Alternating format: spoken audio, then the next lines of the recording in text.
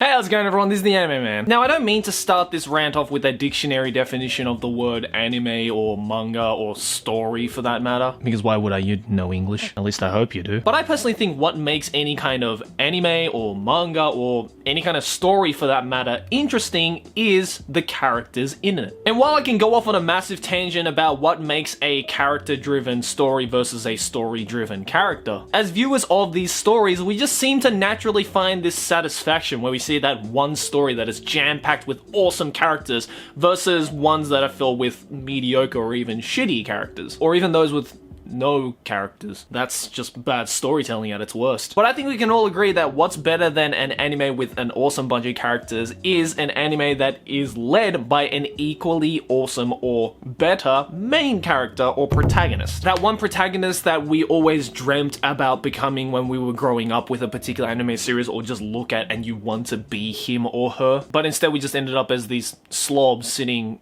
in front of a screen daydreaming about fictional characters.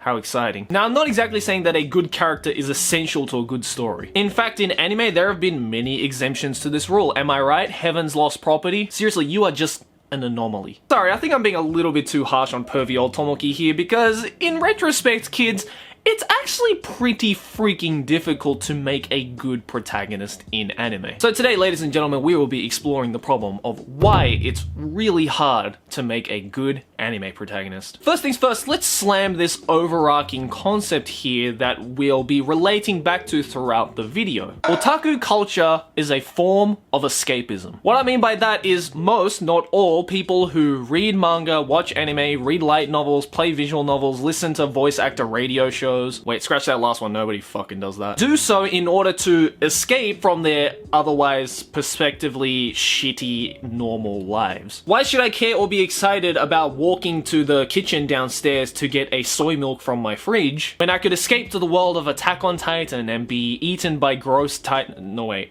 When I could escape to the world of One Piece and fight demonized and ridiculously overpowered pirates and oh goddamn. When I could escape to the world of Bleach and just straight up fuck. And I just realized a lot of anime worlds would just suck to live in. Let me think. When you could escape to the world of Highschool DxD and fuck a trap. I don't know, you get my point. A lot of stories in anime, manga, and light novels and visual novels are perspectively way more interesting than most people's normal lives. And projecting ourselves into that world and into the eyes of the character is what makes that particular story immersive. We hear that word, immersion, being thrown around, especially in a lot of gaming reviews, where the overall standpoint is the more immersive a game is, the better the game is. But is that also the case for anime and manga? Not necessarily. I find that while a lot of stories in anime and manga do kind of force immersion onto the readers and viewers, other stories we see are constructed in a way that makes that supposed immersion almost undoable. And in most cases, not only are the stories designed in specific ways, but so are the characters. Take for example, Monster Musume no Iru Nichijou. This is a harem romantic comedy slice of life series that follows our main character, Kurusu Kimihito, better known as Darling-kun, where we follow his daily shenanigans of living with a bunch of monster girls who physically and emotionally take over his life. Now take a look at this main character's design. Kind of boring, right? He's so featureless and uninteresting and quite plain. So plain, in fact, that for the majority of the time, he doesn't even have proper eyes, they're just circles. So wouldn't you say, by looking at his character design, that he is a generic or even bad anime character? Well, on the grand scale of all that is anime, he's certainly not the most special snowflake out there. But with the way that Monster Musume is set up as a story, that design aspect makes a lot of sense. I was actually fortunate enough to hear the exact answer to this question from the creator himself, Okayama Sensei. Accordingly, the protagonist for Monster Musume is designed in this kind of simple, boring, uninteresting way because the author wants Darling-kun to be, well, you. He wants you to immerse yourself into Darling-kun. He wants you to be Darling-kun and for you to experience firsthand how Darling-kun is living with these sexy ass monster girls. And that's the whole reason why these harem ecchi shows do so well for a specific audience. Most of which comprise of a lot of male readers and watchers who want to be that main character and for them to first-hand experience whatever harem or ecchi is placed within that particular story. And that's why on the grand scale of things, most, if not all, harem ecchi shows of the same caliber do have the same kind of boring, uninteresting, generic characters. Look at shows like Toraburu, OreImo, Infinite Stratos, Masou Gakuen HH, 100, or literally any other harem, ecchi, manga, anime, light novel, and almost all visual novel dating sims. Collectively, they all have boring as shit protagonists. But that's exactly the point. Why do you think that most dating sims are told from the perspective of the main protagonist, aka you? And that most of the dialogue you see in those kinds of visual novel dating sims have close to zero personality. Because if they weren't as plain as a brick wall, it would be much harder for you to pretend like that's you. They have these desirable situations in the story, and they have a personality that is just close enough to yours and simultaneously everybody else's that most people don't have any problem in Yu Hakushoing their way into them. This also explains why a lot of female protagonists in reverse harem series also tend to be these kinds of boring,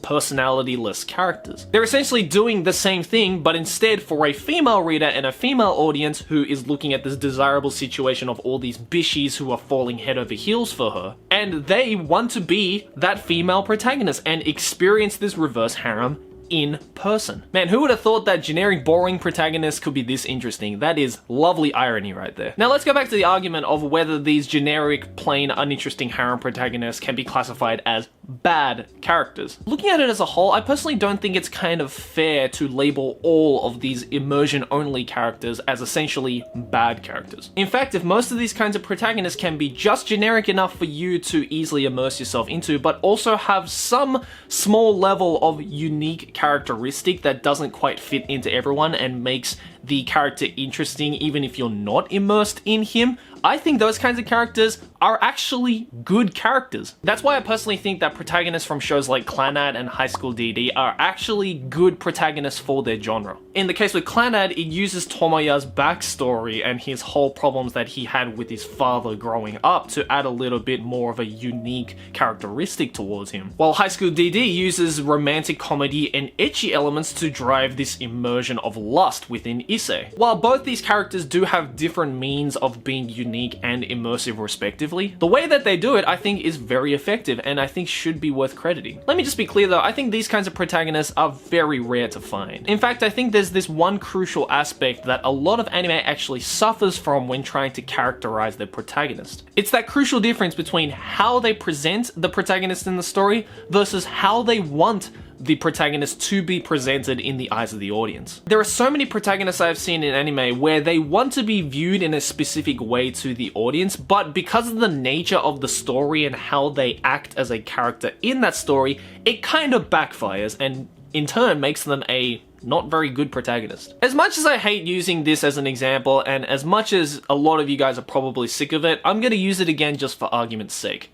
Sword Art Online. I know all you haters say I just hate the show because it's popular, but hopefully in this video I'll be able to prove my point, and rather more prove the point of why I think Kirito is a terrible protagonist. A lot of shows like SAO, which are based off light novels, tend to use protagonists that are more suited towards that generic side. Those characters that you can immerse yourself into and be one with. But unfortunately, with the way that Kirito is presented in the story of SAO, it makes it pretty fucking difficult for anybody to properly immerse themselves into, because he's unrealistic as shit. When creating this main character, author Kawahara Hideki unwillingly created this impossible standard for a 14-year-old. Sure, looking at it from a design aspect, he is on that generic side of light novel protagonists, with the black hair, the featureless face, and the rather standard body shape and size. Which, looking at it from a surface level, seems like a good base for an immersion-only protagonist, until you look at what he does in the show. You know, like hacking into the base codes of a VR MMORPG to reprogram a hyper-complex AI character into an in-game item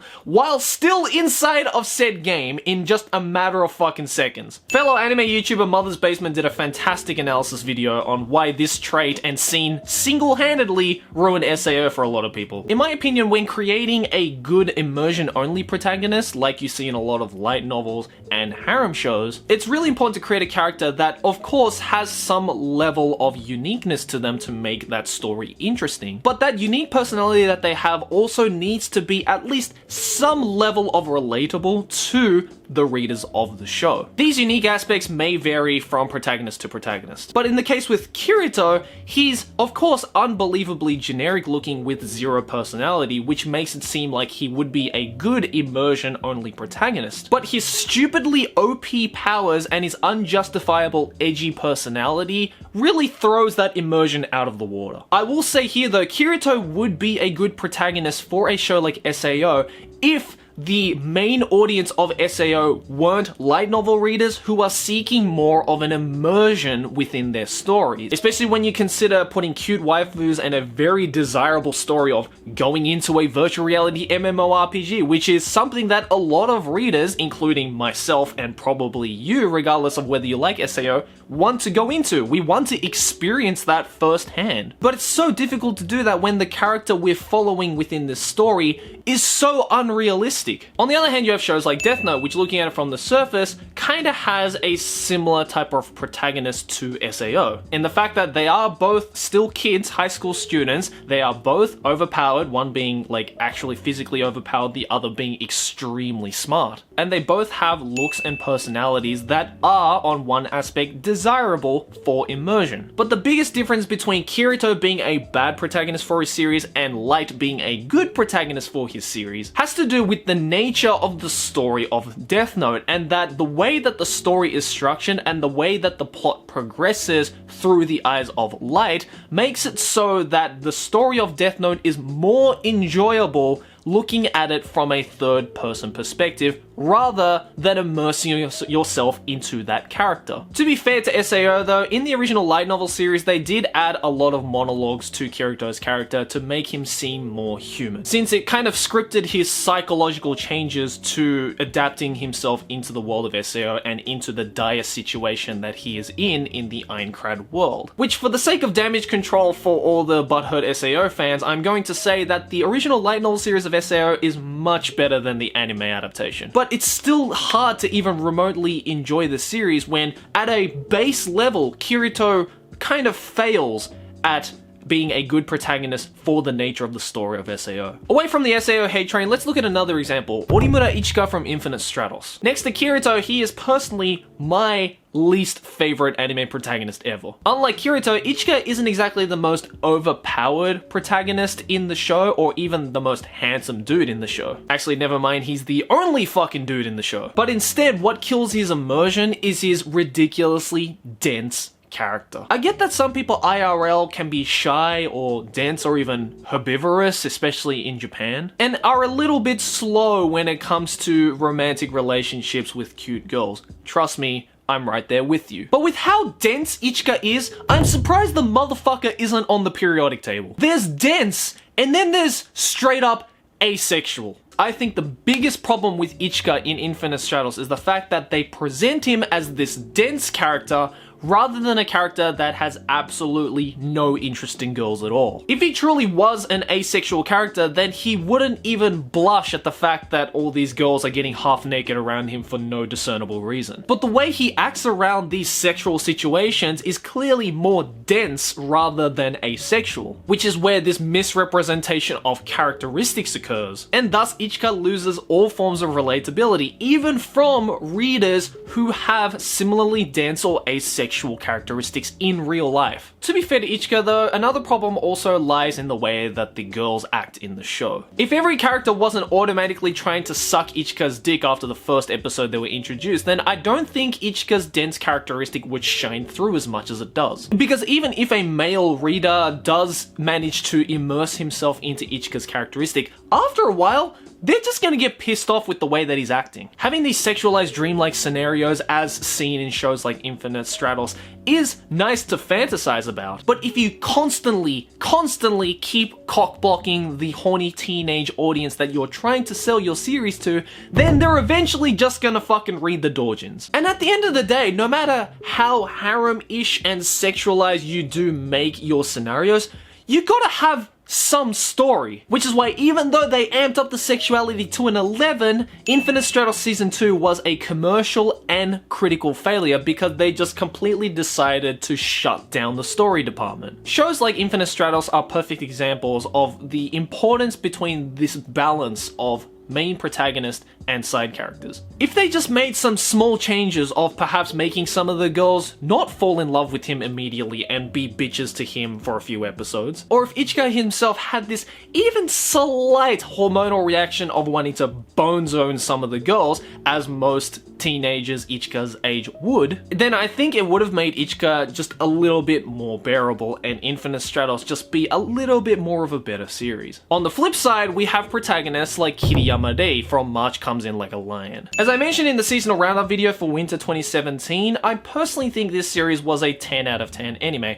And mind you, I don't say that a lot. And one of the many reasons why I think so is because of this perfect balance of the main character's uniqueness and relatability. Kiriyama is a genius high school shogi player. In other words, he's a super genius that has this complex mind, which as we see in the show has also created a very quiet, closed off, and for more of the better words, paranoid characteristic about him. His sense of guilt and stress in his so-called successful life coming from a third person has torn him up on the inside, and he's forever caught in this spiral of successful depression. And that, I think, is a perfect amount of relatability in an otherwise unique character. There's a reason why a lot of big names like Lisa and Miura Kentaro, among many others, are so behind this show, because they can relate themselves to Kiriyama Day. They don't need to necessarily rely on cookie cutter characters like Ichika to relate themselves via these instinctual hormonal reactions like lust. They just need a character that they see themselves in one way or another. Even if the passion may be different, even if you're not exactly into shogi or know what shogi is, the way that the story is written and told through the eyes of Kiriyama makes any person with any kind of passion or any level of success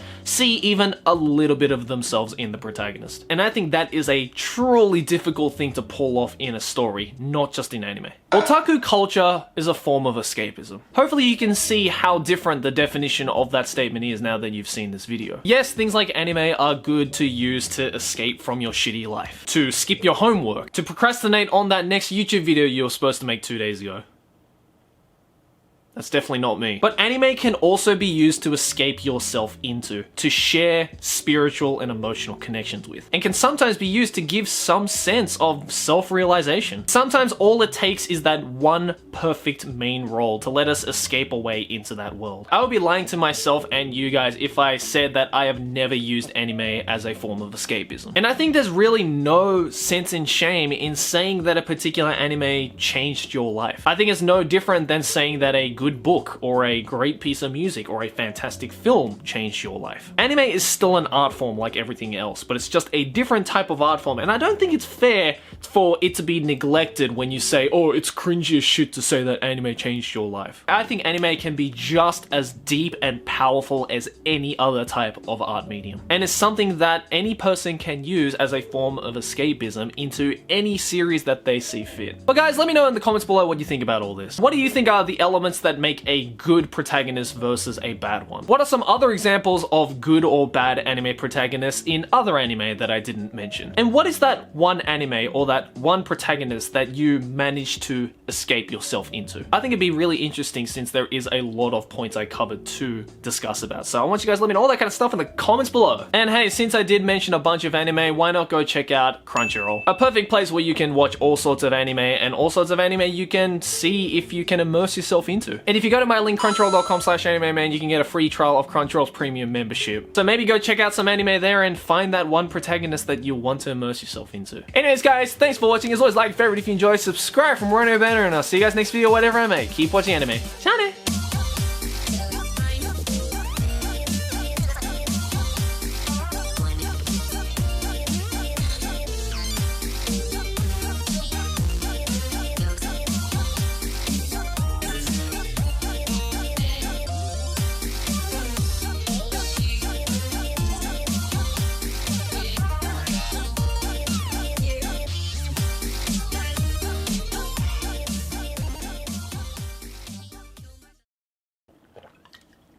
Oh my god, my throat.